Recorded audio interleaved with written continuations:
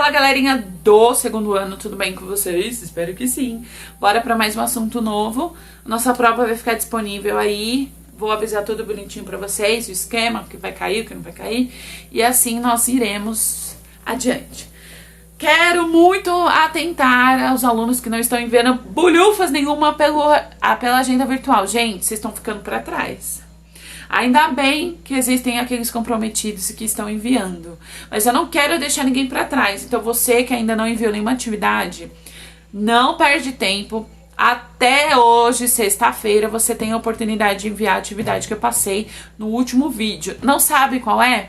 Pergunta pro colega, mas principalmente assiste o último vídeo, porque tem correção das atividades anteriores e algumas delas eu vou usar na nossa prova, beleza? Bom, página 30 e 38, assunto novo. Evidências do processo evolutivo. Gente, óbvio que nós, seres humanos, temos a tendência de questionar as coisas. E não seria diferente falando de evolução. Na verdade, questionar, pensar a respeito, é um sinal de inteligência. A gente não pode sair acreditando em tudo que a gente escuta, tá? Ou tudo que nós lemos. Nós temos que ter embasamento teórico. Por isso que hoje em dia existe o termo fake news, porque você vai ver na íntegra aquilo que você está assistindo ou aquilo que você está lendo e na verdade não tem embasamento, é uma ficção. Hoje em dia, com o avanço da tecnologia, a manipulação virtual ficou muito mais forte, tá? E muito mais fácil de acontecer. Então, no processo evolutivo não seria diferente. Por causa disso, nós criamos, os cientistas criaram evidências do processo evolutivo, provas de que tudo isso aconteceu, que não foi fantasia. Muitas pessoas acham, né, que a Terra é plana, não existe evidência contra isso, que não existiram dinossauros, isso tudo é ficção do ser humano, né, para usar a criatividade, que os primeiros cientistas não existiram, enfim, uma série de lorotas que foram criadas aí só para divergir, para debater mesmo contra a ciência. Mas contra fatos não há argumentos, e nós temos fatos que comprovam o processo evolutivo. O primeiro deles é a evidência paleontológica, fósseis, meu povo, fósseis, graças a Deus tem fóssil, que comprova a existência da humanidade, existência de animais que hoje são totalmente diferentes, existência aí de plantas, como que era o ambiente naquela época. Então, gostaria que você destacasse aí, ó, a paleontologia, do grego palaios, antigo, ontos, ser, logos, estudo, é a ciência que estuda os fósseis. Olha que bonitinho. E o que são fósseis? Restos ou vestígios de seres vivos. Às vezes a gente não vai encontrar lá o corpo inteiro do animal, vai encontrar uma parte, vai encontrar vestígios da pata, vestígios do pelo, da pena, um pedaço do osso, e lá, gente, raspando bonitinho, contém DNA. Então a gente monta um banco de dados com informações desses animais. Hoje em dia, com o avanço da tecnologia, a gente tem um pedaço e consegue formular a estrutura inteira, né? Tem rostos de das primeiras mulheres que existiram, como que elas eram, enfim, até do primeiro esqueleto que surgiu aí, do primeiro hominídeo, a gente conseguiu montar depois a ideia inteira por causa de vestígios, de partes. Nem sempre dá para pegar tudo, tá? O processo de fossilização é bem raro e geralmente apenas as partes duras fossilizam.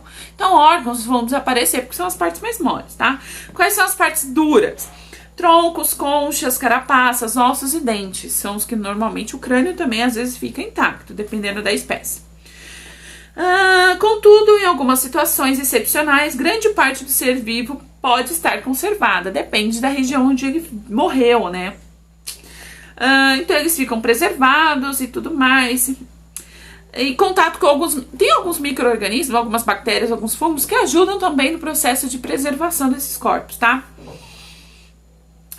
Isso acontece, por exemplo, com insetos que ficam fossilizados em resinas de árvores, mamutes que ficaram preservados aí por causa da neve, a temperatura ajudou a conservar, e assim por diante, meu povo. Então vamos lá, o processo. O corpo do ser vivo é encoberto por sedimentos finos, primeiras camadinhas de terra. 2, as partes moles se desintegram muito rápido, os micro-organismos se alimentam dela, então dura 2, 3 dias, dependendo aí da espécie. E depende do que? Da temperatura. Se tiver muito quente, as bactérias comem muito mais. Se tiver muito frio, a aceleração diminui. 3. Com o passar do tempo, milhões de anos, os fósseis não surgem assim de uma hora para outra. Um ano já tem um fóssil, não, né? Até porque para ser considerado fóssil tem que ter escavação e tudo mais. Leva um tempão.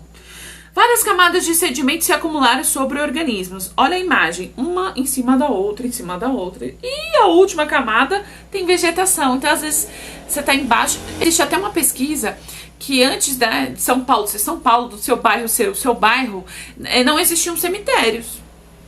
Então, milhares de anos atrás, vamos imaginar assim, sei lá, 500 anos atrás, vamos chutar assim, onde você mora era um lugar onde as pessoas jogavam os corpos, enterravam ali, porque não tinha onde enterrar.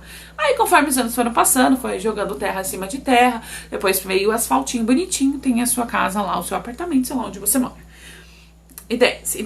Mas acredita-se que todo mundo mora embaixo de algum lugar que foi uma cova um dia.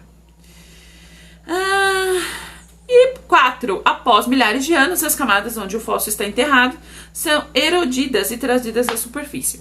Às vezes por escavação, às vezes porque o vento, né, leva embora as camadas, aí fica exposto um pedacinho ou outro. Existem mapas, para quem quer trabalhar nessa região, mapas onde eles viveram, onde eles podiam ter morrido, aí existem escavações e tudo mais, é bem legal. Beleza? Próxima evidência, evidência anatômica. Eu acho que eu vou falar só 2 evidências hoje, eu vou deixar o restante para depois. Anatômica. O estudo da anatomia comparada de seres vivos possibilita investigar a semelhança entre eles. Então, anatômica, a gente vai trabalhar a semelhança do corpo desses animais. Estruturas ósseas, estruturas cartilaginosas, enfim. E aí a gente vai encontrar semelhança entre os seres vivos. Vamos falar de órgãos homólogos.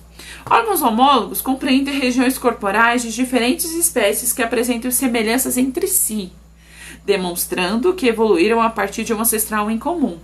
Observa a imagem, essa imagem aqui, ó. Como assim? Olha só, são mamíferos: gato, cavalo, ser humano, morcego e baleia.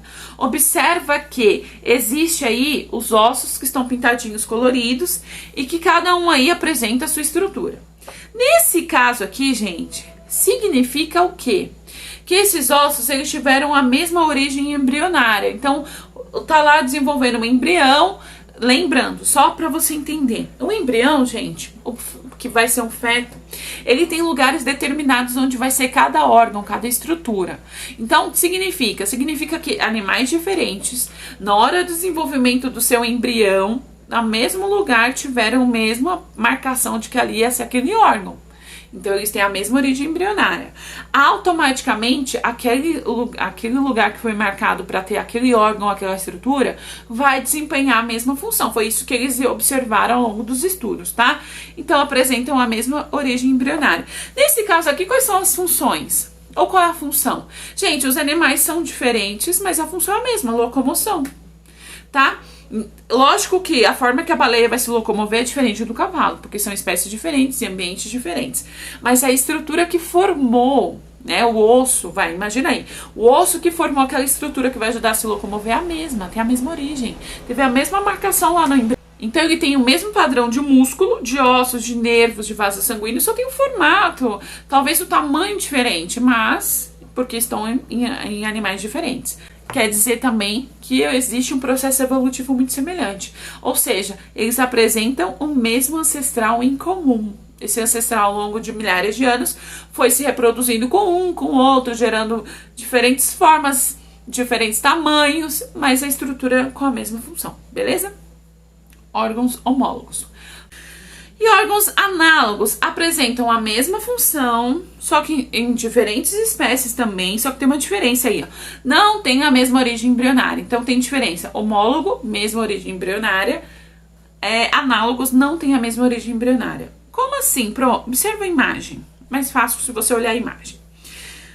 Asa da ave, asa do morcego e asa do inseto. 3 animais diferentes. Apresenta uma estrutura bem semelhante. Então, tem a mesma função, que no caso seria bater das asas, ok? ok?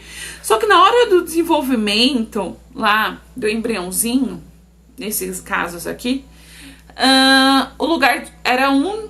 Então, por exemplo, a posição da asa ia ser um em um, na ave ia ser em um lugar, no morcego ia ser em outro e no inseto ia ser em outro. Então não foi no mesmo lugar, foram em lugares diferentes. Eles observaram por causa do tamanho, por causa do formato, da estrutura óssea, tá? Então, por causa dessas diferenças, por mais que a função seja a mesma, que é voar, essas diferenças morfológicas, quantidade de células, formato de células, indica que, apesar de ter a mesma função, não estava no mesmo lugar no embrião. Então, é um processo evolutivo bem interessante aí de se observar. A analogia, aí vai para a página 40 e eu encerro por aqui.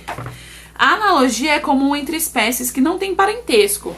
Então, não tem inseto, não tem parentesco com o morcego, por exemplo, né? Então, a gente sabe que tem a mesma função, que é bater as asas, mas por causa dessa diferença no embrião, significa que eles não apresentam o mesmo ancestral em comum e que ao longo do processo evolutivo, cada um teve sua carga de evolução, tá? Sua quantidade. Então, por exemplo, ó, o formato aí do corpo desses animais, eles são do ambiente aquático. Mas o formato do corpo desses animais é bem diferente, ó. O corpo do golfinho, do tubarão, do ictiossauro, que é um réptil extinto, e do pinguim. É parecido, gente, observa, presta atenção. Então, eles apresentam a mesma adaptação para conseguir viver no mesmo ambiente. Porém, ao longo do tempo, analisando aí o embrião, né? O embrião, nesse caso aqui, as posições para nascerem essas estruturas eram diferentes. Então, indicava aí que eles não vieram do mesmo ancestral. Vieram de estruturas diferentes, beleza? A gente continua depois. Um super beijo e até mais.